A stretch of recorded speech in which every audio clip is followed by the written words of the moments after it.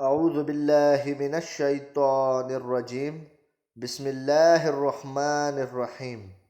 ہو اشافی YouTube channel کے پیارے معزز ناظرین و سامعین، السلام علیکم ورحمۃ اللہ وبرکاتہ۔ ناظرین و سامعین، آج میں آپ کے ساتھ اللہ پاک کے بابرکت نام یا حکیموں کو پڑھنے کی فضیلت اور اس کے فوائد کے بارے میں بتاؤں گا، اور آپ کو اس کے وظیفے کے طریقہ کار کے بارے میں بھی بتاؤں گا انشاءاللہ، جس پر عمل کر کے انشاءاللہ میرا اللہ آپ پر ضرور راضی ہوگا، اور اللہ پاک کرم کرنے والی، رحم کرنے والی پاک ذات ہے۔ معزز ناظرین و سامعین، اللہ تعالیٰ کی ذات اپنی صفات میں کامل ہے، اور اللہ تعالیٰ کے بے شمار صفات ہیں۔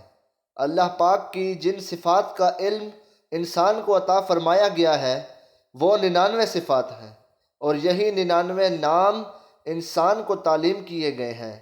آج کی ویڈیو میں ہم آپ کے لیے اللہ تعالیٰ کے جس صفاتی نام کا وظیفہ لے کر حاضر ہوئے ہیں وہ نام ہے الحکیم۔ اللہ تعالیٰ کا یہ صفاتی نام اپنے اندر بڑے خواص اور بڑے فضائل رکھتا ہے۔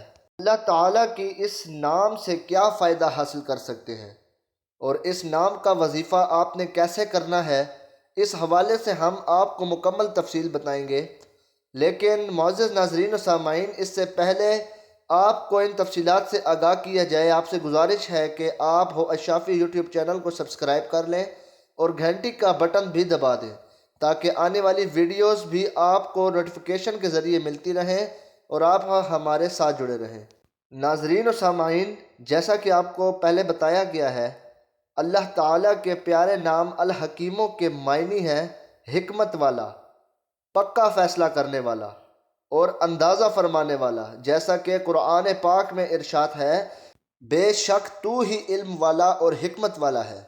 معزز ناظرین، الحکیموں سے مراد ہے دانائی والا، یعنی جو کوئی کام عبث اور بے فائدہ نہ کرے اور نہ ہی کوئی حکم بلا فائدہ جاری کرے۔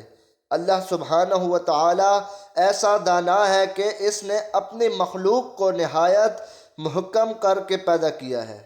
ناظرین و سامعین، یہ اللہ تعالیٰ کا پیارا بابرکت نام یا حکیموں کو پڑھنے سے آپ کو کیا فائدہ حاصل ہوگا، ذرا یہ غور سے سنیے گا، کیونکہ یہ اکابرین کا آزمایا ہوا وظیفہ ہے، آپ بھی اس کو ضرور آزمائیے گا۔ اس کے کرنے والے کو کبھی بھی تنگ دستی درپیش نہیں آتی۔ جو بھی بکثرت یا حکیموں کا ورد کرتا ہے، اللہ رب العزت اس کو غیب کے خزانوں سے دولت عطا فرما دیتا ہے، اور اس وظیفے کے کرنے والے کی ہر حاجت پوری ہوتی ہے، اور اس وظیفے کو جو صدقے نیت سے کرتا ہے جنت الفردوس کے دروازے کھول دیتا ہے۔ معزز ناظرین و سامعین، یہ وظیفہ بہت ہی پیارا ہے۔